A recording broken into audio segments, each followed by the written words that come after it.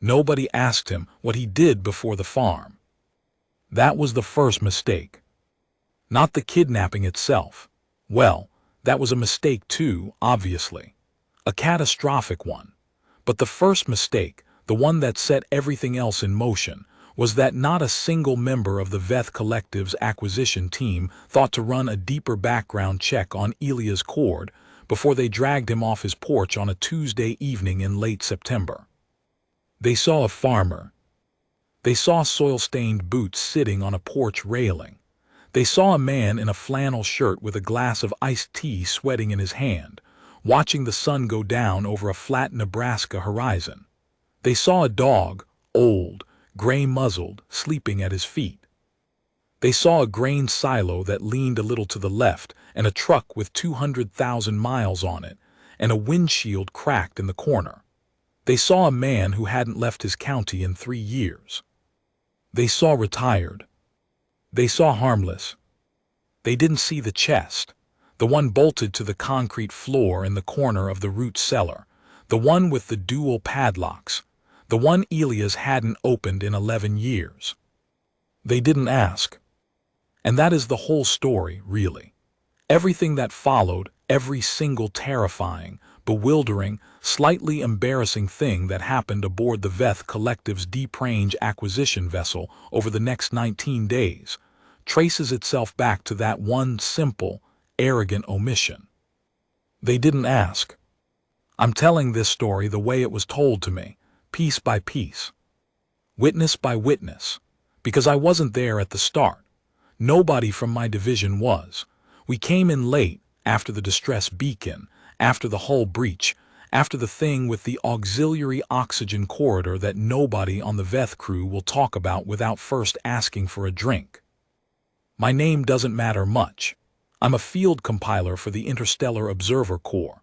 My job is to collect testimonies, arrange them into something coherent, and submit them to the archive. I've done this for 31 years across 14 sectors. I've filed reports on first contacts, on failed invasions, on diplomatic incidents that nearly collapsed trade agreements 3 centuries in the making. This is the strangest file I've ever assembled. Not because of the violence, though there was violence, measured and precise and deeply unsettling to everyone who witnessed it. Not because of the tactical ingenuity, though that was remarkable. Not even because of the outcome, which defied every probability model the Veth risk analysts had run. It's strange because of him. Because of who Elias Cord turned out to be. Because of the gap between what he looked like, that weathered farmer on the porch, that man with the iced tea and the sleeping dog, and what was actually sitting behind those quiet eyes. The Veth Collective had reached into a wheat field in the American Midwest and accidentally grabbed one of the most dangerous men alive. They just didn't know it yet. And to their credit, neither did most of Nebraska. Chapter 2: The Setup. Let me tell you about where Elias Cord lived, because the place matters. The farm was called Cord's Hollow, which wasn't officially a name, but everyone in Harlan County called it that. 12 acres of workable land, another 8 of rough pasture that Elias didn't bother with anymore. A farmhouse built in 1958 by his grandfather, added onto twice, never quite straight. A detached garage that smelled of motor oil and old hay. A root cellar that had been there longer than the house, dug by hand, reinforced with railroad ties sometime in the 1940s. The nearest neighbor was Doris Hapscomb, 72, who grew tomatoes and kept 4 goats named after presidents. She was a quarter-mile east. The nearest town, Beaumont, Nebraska, population 1,400, was 6 miles west. Elias had lived on that farm for 11 years. Before that, he'd owned it but barely lived there. He'd been away. When people asked where he'd been, he said government work. When they pushed, he smiled and said boring government work, and that was usually enough. In a small town, if a man doesn't want to talk about something and he's polite about it, you let him have it. He was liked. That's important to understand. He wasn't some reclusive eccentric that people whispered about. He showed up at church on Sundays about half the time. He helped Doris fix her fence after the bad spring storm. He volunteered at the grain elevator during harvest. He had coffee at Me's diner on Wednesday mornings, and he tipped well, and he remembered people's kids' names. He was just quiet. He had that quality some older men get, not closed off exactly, but settled. Like he'd already made peace with everything he needed to make peace with, and now he was just watching the world move. He laughed easily, but you couldn't embarrass him. He listened more than he talked. His eyes had this habit of tracking a room when he walked in, just a quick sweep, nothing dramatic, and then relaxing once he'd seen what he needed to see. Nobody thought much about any of this. He was a farmer. That's what you are when you live on a farm in Nebraska. The dog's name was Briggs. I know because 3 different witnesses mentioned the dog specifically, unprompted, in their testimonies. Doris Hapscomb mentioned him. The 2 young men who worked at the grain elevator mentioned him. Even Deputy Flores, the first law enforcement officer on scene after the incident, mentioned him. Briggs was a cattle-dog mix, maybe 12 years old, built like a short refrigerator and the color of dirty sand. He had one ear that stood up and one that flopped. He was devoted to Elias in the quiet, uncomplicated way that old dogs are devoted, not energetically, not with a lot of demonstration, just permanently. Where Elias sat, Briggs was within 3 feet. On the evening of the incident, Briggs was on the porch. This matters because of what happened after. Deputy Rosa Flores was the first human official to arrive at Cords Hollow after the Veth acquisition team made their move. She got there about 40 minutes after the event. She'd been on the far end of her route when the call came in, and she still isn't entirely sure what she expected to find. She wrote her initial report that night, and I have it here. This is her description condensed. Arrived on scene at approximately 8:47 p.m. No vehicle in the driveway other than Mr. Cord's truck. Back porch light was on. Front light was off. Observed the following: 1 rocking chair still in motion when I arrived, minimal but moving. 1 glass on the porch railing, iced tea mostly full, ice partially melted. 1 yellow dog sitting at the top of the porch steps, watching the field to the north. Dog was not barking, was not agitated in the usual sense.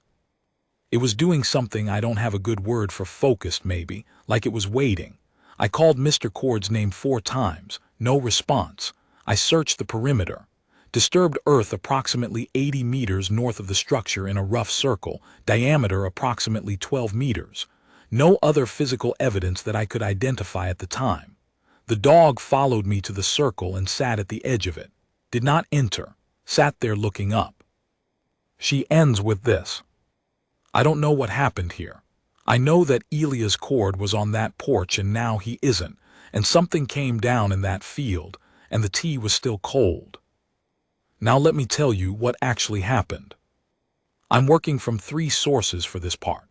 A translated sensor log from the Veth acquisition vessel, a testimony given 18 months later by the Veth team's junior field operative, a young soldier named Kiev, who had the good sense to be horrified by what happened and the greater sense to cooperate with our investigators, and a reconstructed timeline built by our technical analysts.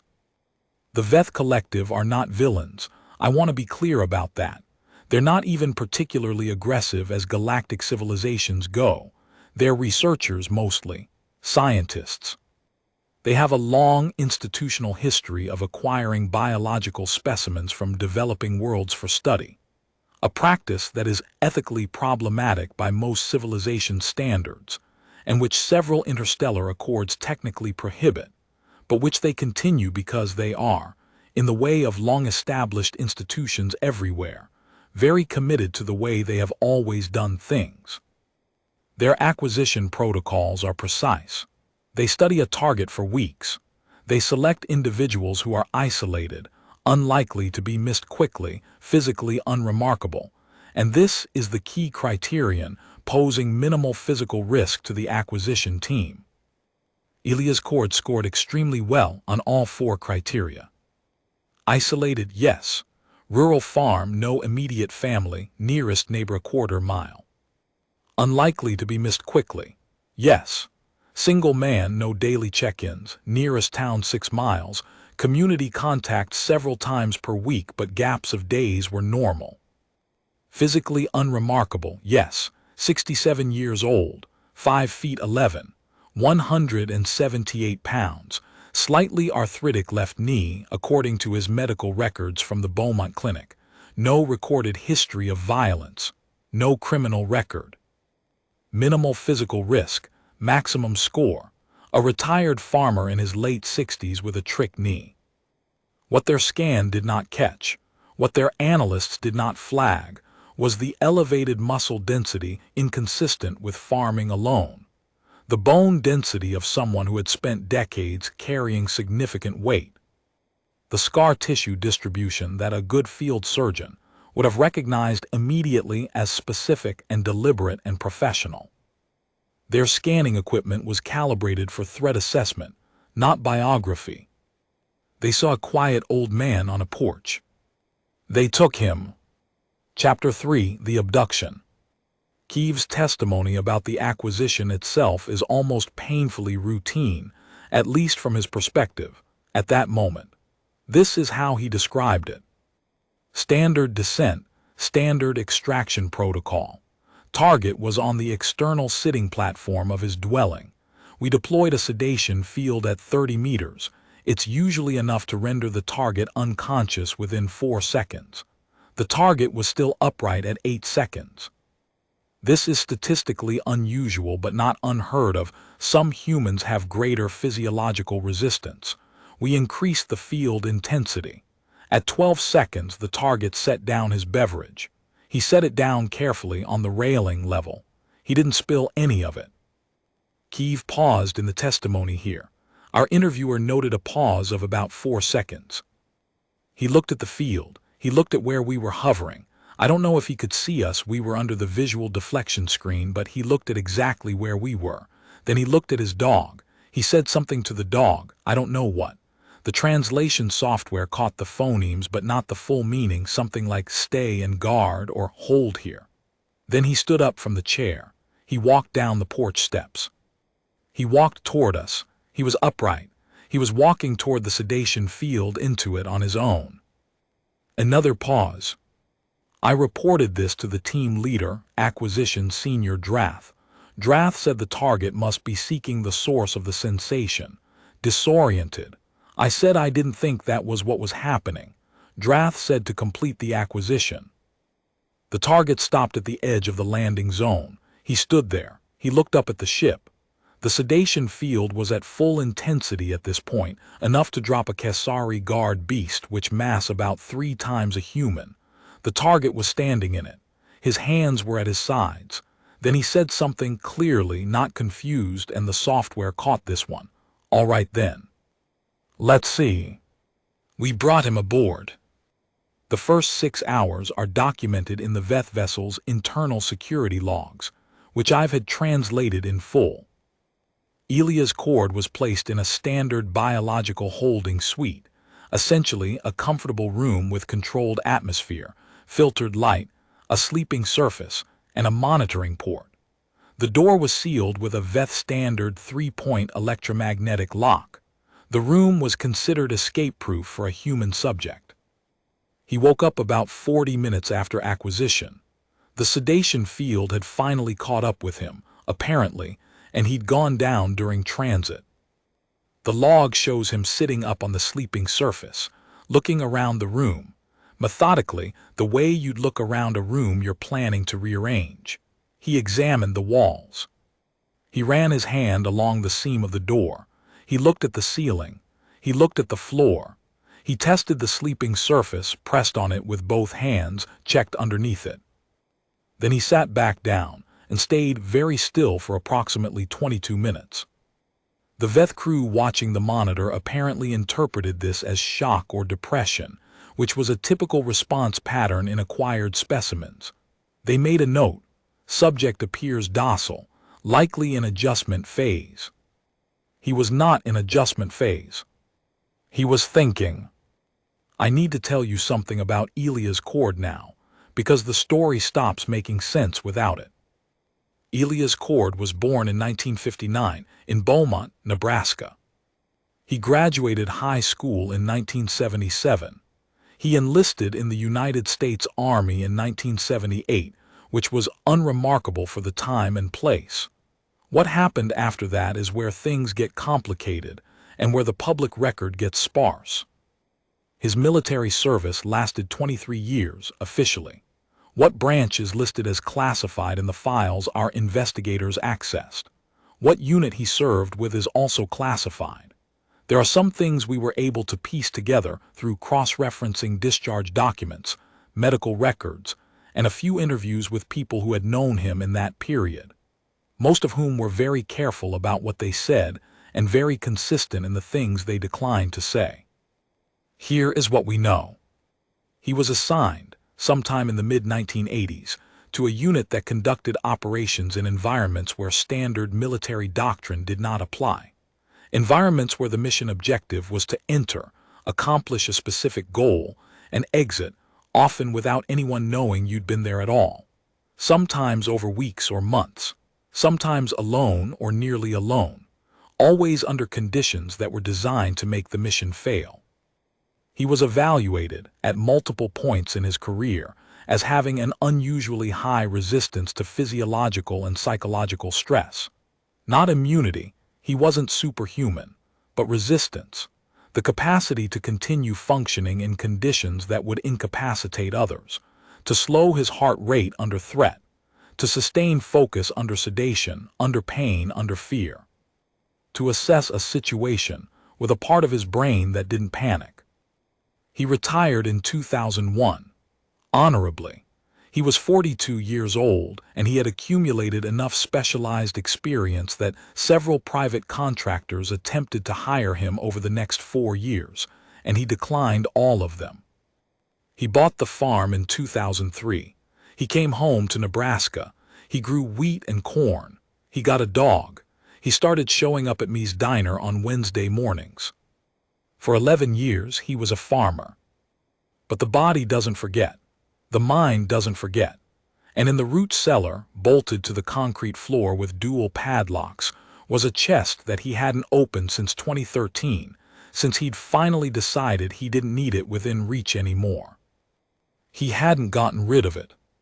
He just decided, at 64, that he was done with the part of himself that needed it close. He hadn't quite gotten around to being done with the knowledge, though. 23 years of knowledge doesn't go anywhere. It just sits, patient, waiting. Like a retired farmer on a porch, watching the sun go down. Chapter 4, First Contact. The Veth Collective's standard acquisition protocol involves a brief orientation session approximately 4 hours after the subject awakens, conducted through a translation interface built into the holding suite wall. The interface activates, displays a calming pattern of light, and begins transmitting the standard informational package, essentially a message that says, "You have been temporarily acquired for research purposes. You will not be harmed. You will be returned. Please cooperate and the process will be comfortable and brief." The log shows the interface activating at hour 6, approximately. What follows is a direct translation of the exchange. I've kept it as close to literal as the translation software allows. Interface, biological subject, designation Terran human, you are aboard a research acquisition vessel. Your physical safety is assured. This is a temporary study period. You will be returned to your planet of origin upon completion. Subject, how long? Note, the directness of this response flagged in the monitoring log as atypical. Most subjects at this stage were still in high distress or asking multiple questions simultaneously. Interface, the study period is estimated at 32 standard cycles. Subject, what's a standard cycle in Earth days? Interface, approximately 1.3 of your planetary rotations. Subject, so about 6 weeks. Interface, approximately yes. Subject, that's a long time to be gone from a farm in September. I've got a winter crop going in. Interface, we regret the inconvenience. Your absence will be managed. Subject: who's feeding my dog? Monitoring log notes. Subject's primary concern appears to be animal welfare. Classified as low threat, high docility. Interface: we were not aware of. Subject: his name is Briggs. He's 12 years old and he takes a pill every morning and a piece of cheese for his joints. He won't eat the pill without the cheese. He won't eat the cheese without the pill hidden in it. I've tried. He spits it out. He needs to eat twice a day, and he needs water, and he needs someone to let him in at night because he's not as warm as he used to be. Who is doing this? Interface: we do not currently have a protocol for. Subject: then I need you to contact someone on the surface and tell them. Doris Hapscomb, she lives a quarter-mile east on Route 9. She has a green mailbox and 4 goats. She knows Briggs. She can manage him. Interface: we cannot make contact with. Subject: can't or won't. Pause 8 seconds. Interface: it is not within current protocol to.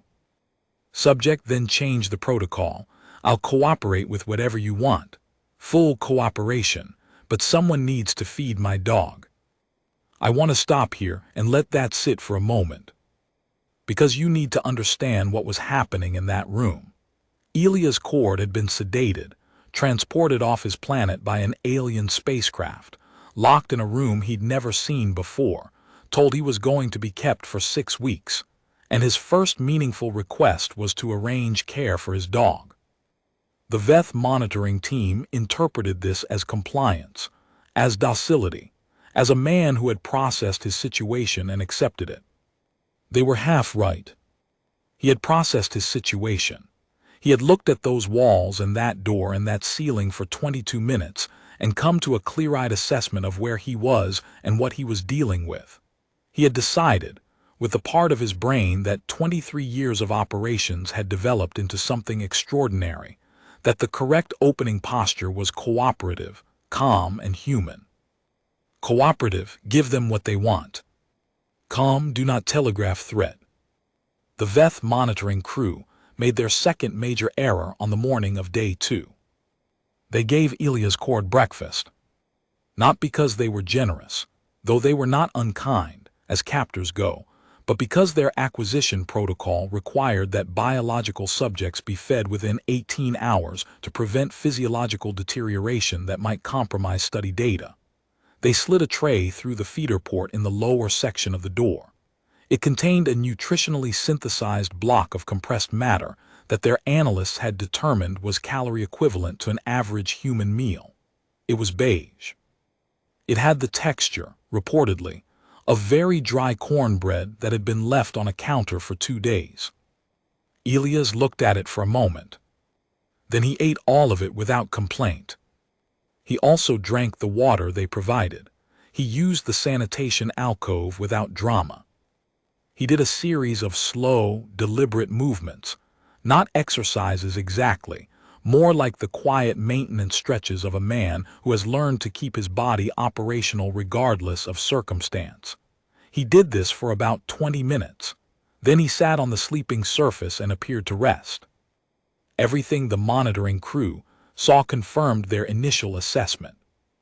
What they did not register because they were not looking for it was the systematic nature of everything he did. The way he moved around the room wasn't restless pacing. It was measurement. The way he tested the walls wasn't anxiety. It was materials assessment. The way he used the sanitation alcove wasn't just hygiene. He was cataloging what was in it, what it was made of, what its dimensions were. By the end of day 2, Elias Cord had a complete mental map of his holding suite. He knew the approximate thickness of the walls, thicker near the door, thinner toward the far corner, which suggested an outer hull section with some kind of gap or service channel beyond it. He knew the door mechanism operated on an electromagnetic principle because of the faint harmonic vibration it made when the lock engaged, a frequency he'd felt before, in equipment he'd worked around in an earlier life. He knew the monitoring port in the upper corner of the room was optical and audio but not thermal, because there was no heat-sensing aperture in the housing unit, just a lens. He knew there was air circulation coming from two sources, a primary vent in the ceiling and a secondary one near the floor, which meant the atmospheric system had at least one redundant pathway. He knew the ceiling panels were not structural.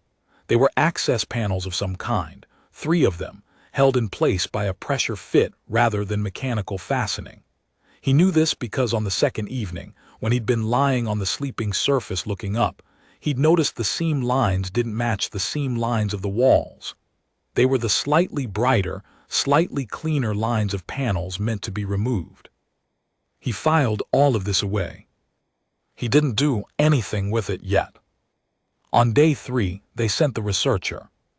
Her name in the Veth language was something our translation software rendered as approximately Vain-AIS Suru, which the Veth crew called Suru for short.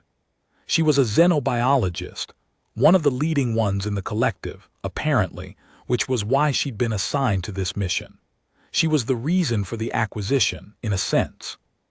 The Veth Collective had a long-standing research interest in human physiological resilience, and Suru was the scientist who'd been pushing for a more comprehensive study subject than the data they'd been able to gather remotely. She entered the holding suite on day 3 morning. She was accompanied by 2 crew members, acquisition soldiers, though they were not heavily armed inside the suite because, again, they were dealing with a 67-year-old farmer with a trick knee.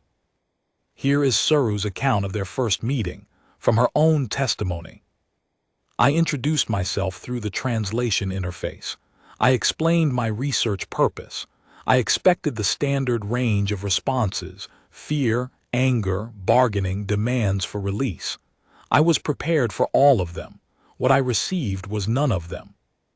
The subject looked at me directly, which many humans don't do with non-human species on first contact. There's a startled response, and said, "How many of your crew have I met so far?" I told him he hadn't formally met any crew members. He said, "I mean, how many have I seen through the door or the monitor?" I said I didn't know what he was referring to. He said, "There's a reflection in the monitor lens. When someone is watching it closely on the other side, you can see a faint image.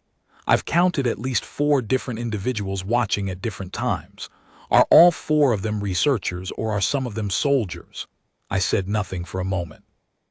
He said, "I'm asking because it tells me something about how your crew perceives the threat level of this situation. If you've got researchers watching, you think you're studying me.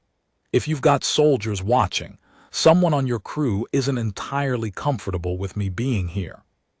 I'd like to know which it is." I told him I would have to review the monitoring assignments. He nodded and said, "Take your time." Then he asked if there was any possibility of getting real food instead of the compressed block. He said he didn't mind plain food, he'd eaten worse, but something with actual texture would help his morale. He said this last part with what I can only describe as a small, deliberate smile.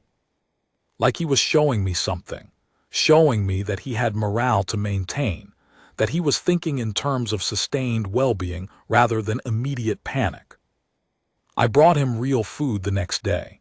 It was not very good. Our synthesis equipment isn't calibrated for human preferences, but it had texture. He thanked me genuinely, not as a manipulation, actually genuinely. I told my team leader that night, "This subject is not what the profile said he was." Drath told me I was being influenced by the human social behavior, that they were a highly social species, and this individual was performing normalcy to manipulate my sympathies. He was not wrong exactly, but he was not entirely right either. Chapter 6: The Study. For the first 5 days, Elias cooperated completely with Suru's research. He allowed blood draws. The Veth used a thin instrument that entered through the skin without significant pain, and he looked at it with professional detachment rather than flinching. He allowed measurements.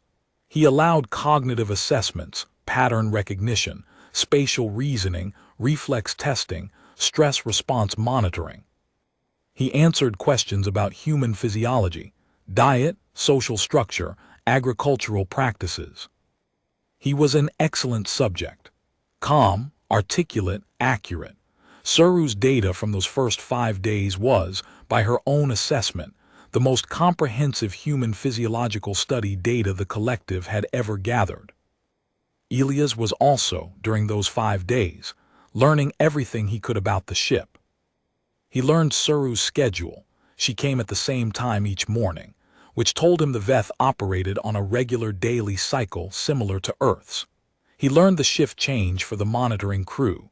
There was a gap of approximately 4 minutes between one crew and the next, during which the monitor was unmanned, based on the slight change in reflection pattern he tracked in the lens. He learned that the 2 soldier escorts who accompanied Suru were the same 2 each day, which meant either the crew was small or the ship had a limited number of individuals assigned to his section. He asked Suru questions, casually, as part of conversation, in a way that felt like natural curiosity rather than reconnaissance. How long is your journey from Earth to wherever we're going? Which told him their travel time, and therefore something about their distance from home. Do you have a large crew on a ship like this? Which she answered more fully than she probably should have, because he was easy to talk to and she was a scientist who liked discussing her work. What does the ship run on? I know I probably don't have the technical background for a real answer. I'm just curious. Which got him information about the propulsion system's general category, and more importantly, got him watching her hands and eyes when she described the engine section's location. He was building a picture. Not because he'd decided to escape yet. He hadn't. He was still in the assessment phase, still gathering information, still weighing options, still deciding whether cooperation was the correct long-term strategy or whether something else was going to be required. On day 6, something happened that moved him toward the other option. Kiev's testimony covers day 6 in detail. Kiev was one of the 2 soldier escorts, and he was, by his own admission, the one who had been quietly uncomfortable about this acquisition from the beginning. He was young, 22 in human years approximately, and this was his second mission. He'd had doubts about the ethics of the whole enterprise from the start, and what happened on day 6 made those doubts substantially louder. On day 6, team leader Drath entered the holding suite. Drath was not a researcher. He was an acquisition specialist, the commander of the team that had taken Ilias from the porch. He was competent and professional and had run 16 successful acquisitions across 7 worlds. He was not cruel. But he was efficient in a way that didn't leave room for the kind of nuance that Suru had been developing. He entered the suite with a different device. Not Suru's measurement tools. Something larger. Something that, according to Kiev's testimony, produced a low-frequency field that was used to conduct deeper neurological scans. Scans that were more thorough than anything Suru had done, but also more uncomfortable. Not painful, exactly, but deeply unpleasant in a way that most subjects found destabilizing. Drath did not ask permission. That wasn't his protocol. He was there to conduct the scan, and he conducted it. Ilias sat through it. He sat very still, hands on his knees, and let the field run for the 8 minutes it took to complete the scan. His face didn't change much. But Kiev was watching him. Kiev had been watching him for 6 days at this point, quietly, learning to read him the way you learn to read anyone you're in close proximity to, and Kiev noticed something. For the 8 minutes of the scan, Ilias Kord's eyes tracked Drath with a quality that Kiev had not seen in them before. Not anger, not fear, something colder and more considered than either. When the scan was done and Drath left, Ilias sat for a moment in the silence. Then he looked at Kiev directly, the way he'd looked at Suru on the first day, and said, "How many more of those is he planning?" Kiev said he didn't know. Ilias said, "Fair enough," and let it go. But that night in the monitoring log, there is a 7-minute period during which Ilias sat with his back against the wall, very still, eyes open, and did not move. The crew watching interpreted it as meditation or sleep deprivation. It was neither. He'd made his decision. Chapter 7: The Ceiling. On day 7 at 3:14 a.m. ship time, during the shift gap between monitoring crews, Elias Cord stood up on his sleeping surface, reached up with both hands, and removed one of the ceiling access panels. He did it quietly. He did it quickly. He'd been planning the motion for 2 days, and he executed it without fumbling. The panel came free with a soft give of pressure fit, and he caught it before it could clatter. Above the panel was a service corridor, approximately 60 centimeters high, running the length of the ceiling, lit by the faint blue glow of atmospheric conduit tubing. He didn't go up immediately. He looked at what was in there. He studied the conduit layout. He identified 3 things: the atmospheric routing system, a bundle of cable conduits running toward the forward section of the ship, and this was the important one, what appeared to be a data relay housing about 4 meters down the corridor, a box the size of a small suitcase bolted between 2 structural ribs. He replaced the panel, lay back down on the sleeping surface, closed his eyes. He spent the next 3 nights in the corridor. Not escaping, not yet learning. He traced the atmospheric conduits to their junction points. He identified which cables were power, which were data, which were structural. You can tell a lot from heat differential and vibration frequency if you know what to look for, and he knew what to look for. He found 2 more access points that opened into maintenance shafts running vertically through the ship's section structure. He found a junction room, not a room exactly, more a crawl space, where 4 different ship systems converged, the kind of place that every complex vessel had, and that was always, for reasons of practicality, less well secured than the main corridors. He was in the holding suite every morning before the monitoring crew came on, panel back in place, lying on the sleeping surface. When Suru arrived each morning, he was cooperative and calm and interested in her research questions, and he asked her things gently, conversationally, that filled in the gaps in his map.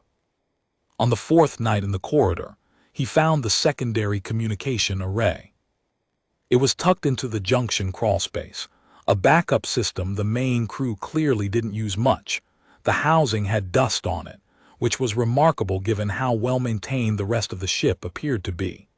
It was a short-range burst transmitter, the kind used for emergency contact between ships in the same system. He looked at it for a long time in the faint blue conduit light. He didn't touch it yet. He went back to his room and thought about whether what he was about to do was the right move or whether cooperation still had legs. Day 10 is when he decided cooperation was finished.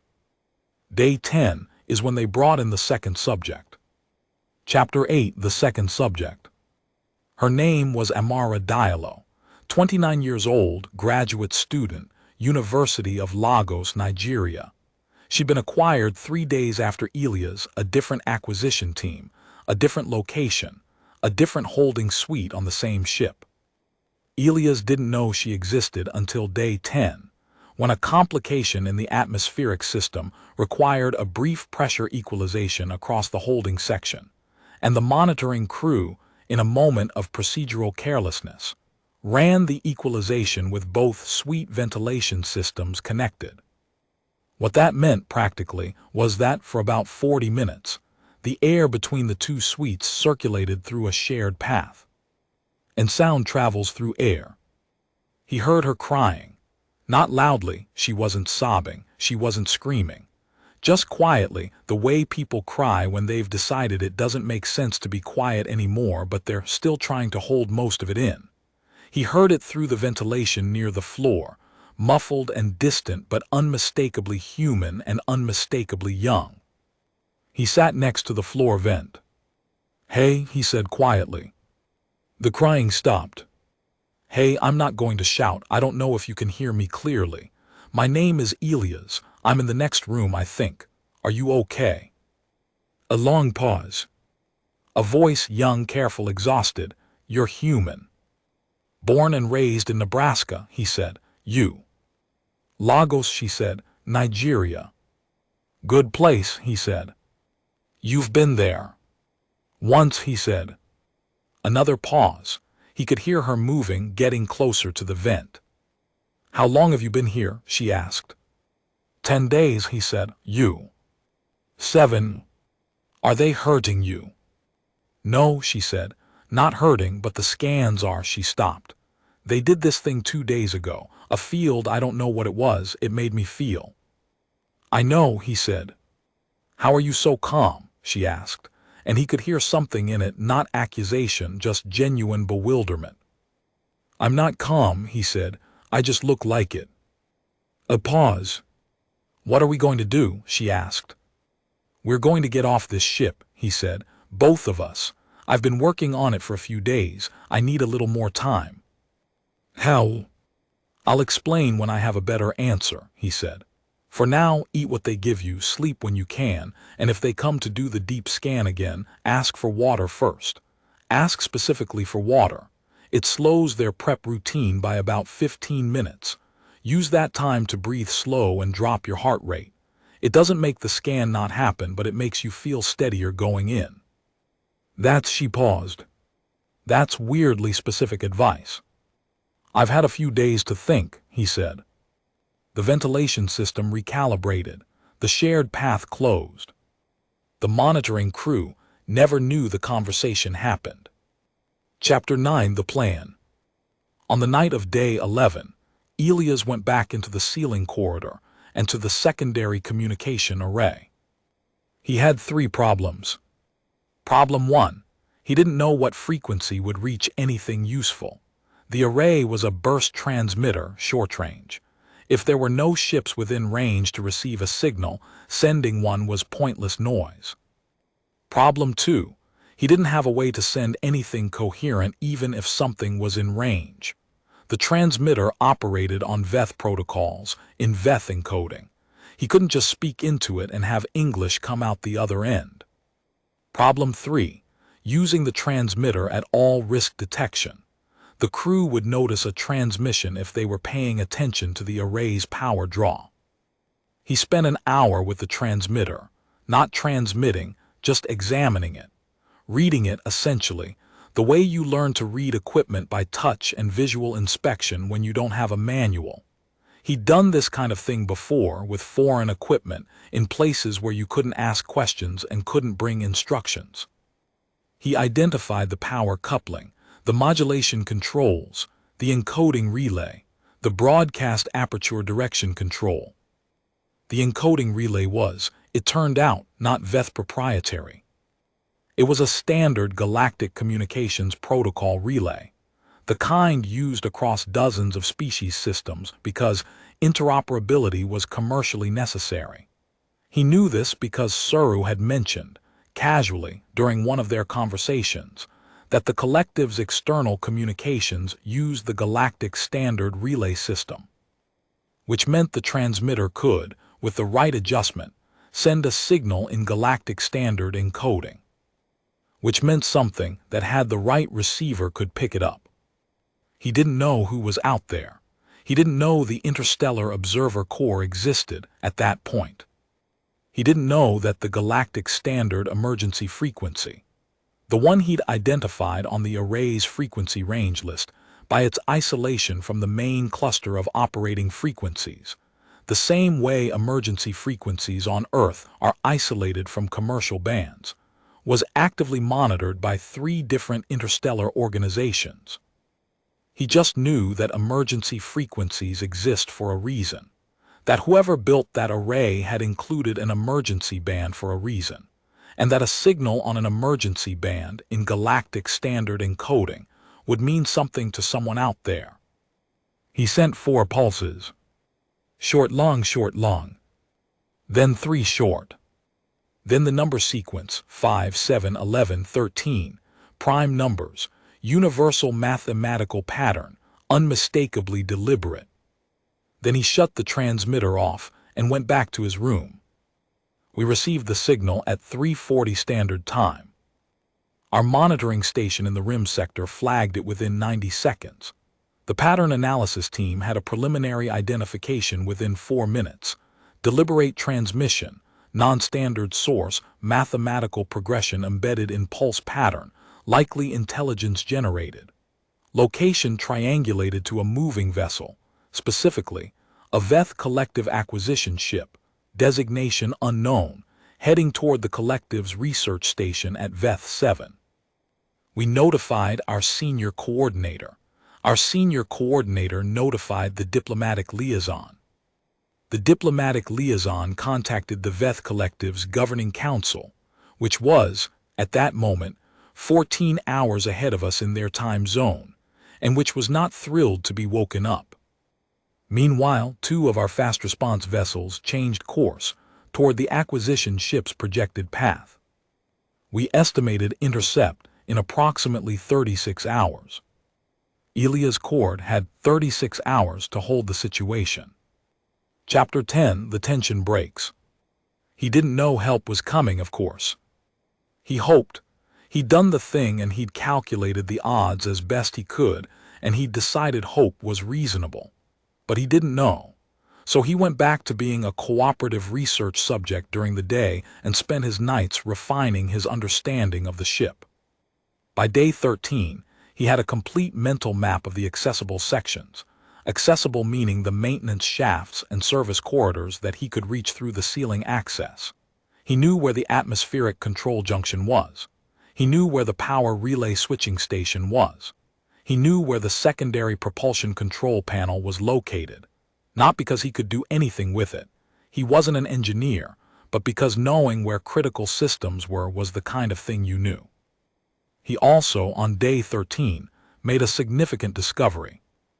In a maintenance shaft running parallel to the ship's external hull, a shaft he hadn't been able to fully explore because of a locked panel he'd needed time to work on, he found a row of emergency pressure suits. Hanging on a rack in a sealed alcove, 6 suits, sized for Veth anatomy, which ran roughly humanoid at about 70% of his dimensions. They wouldn't fit him properly. He knew that. But they were there, and they were pressure suits, and pressure suits meant external access of some kind. He spent a long time looking at the alcove before he went back. Day 14 is when Drath decided to escalate. Suru found out after the fact and she was furious, which did not change what happened but at least suggests her character accurately. Drath had reviewed the data from the deep neurological scan and found anomalies he didn't understand, patterns in Elia's neural architecture that didn't match the baseline profile for a retired agricultural worker. He'd cross-referenced them against the Collective's database of human neural studies and found partial matches with military subjects, specifically with subjects who had high-stress operational backgrounds. He had, in other words, begun to understand that something was wrong with his initial assessment. His solution was to conduct a more invasive examination, something that would give him a clearer picture of the subject's history. The procedure was not, by Veth standards, harmful. It was a deep memory impression scan, a technology that could extract general biographical pattern data from neural tissue. The Veth used it occasionally on acquired subjects when standard profiling was insufficient. It was not painful, it was not dangerous, but it required restraints. When Drath's team entered the suite with the restraint apparatus, Elias looked at it for a moment. Then he looked at Drath. No, he said. Drath's team had never had a subject say no to a restraint procedure. They were not mentally prepared for it. They stopped moving for a moment, which was long enough. I have cooperated with everything for 14 days, Elias said. His voice was completely level. I've sat still for every scan. I've answered every question. I haven't made any trouble, but I'm not going to let you restrain me. Not going to happen. So you've got 2 choices. You leave that equipment, and we talk about whether there's a version of whatever you need to do that doesn't involve putting me in restraints, or you try to do it the way you're planning, and we all have a much worse afternoon than any of us want. He was still sitting on the sleeping surface, hands on his knees. He hadn't moved. Kiev, standing at the door with his colleague, said in his testimony, "I don't know how to explain what happened to the room. He hadn't raised his voice. He hadn't made a threatening gesture. He was just sitting there. But I'll tell you honestly, and I was trained for threat assessment, the room felt completely different when he finished speaking. Like something had changed in it." I looked at my colleague, and my colleague looked at me, and neither of us stepped forward. Drath stepped forward. He made it 2 steps. I need to be careful about how I describe what happened next, because Kiev's testimony is the primary account, and Kiev was watching from the door, and his perspective was partial. Drath declined to provide testimony. The other crew member, the one who stepped forward with Drath, provided a brief account that matches Kiev's in its broad outlines. Drath stepped forward with the restraint device. Elias came off the sleeping surface. It was not what anyone in the room expected. It was not the lunge of someone panicking, not the wild swing of someone afraid. It was something much more specific. Something that Kiev described, groping for language as purposeful, like watching someone do a thing they had done many times before. He controlled the device first. One movement redirected it, and the hand holding it was no longer a problem. Then he was behind Drath, in a position that was not hurting Drath but was explaining to Drath, in very clear physical terms, that hurting Drath was entirely available as the next option. He held that position for approximately 5 seconds. Then he stepped back and stood in the center of the room. "I said no," he said. "I meant it. Now I'd like to talk to whoever is actually in charge of this vessel. Not you."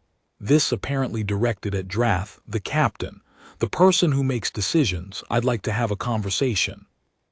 Drath left. The door sealed. Kiev, still at the door, looked at Elias. Elias looked back at him.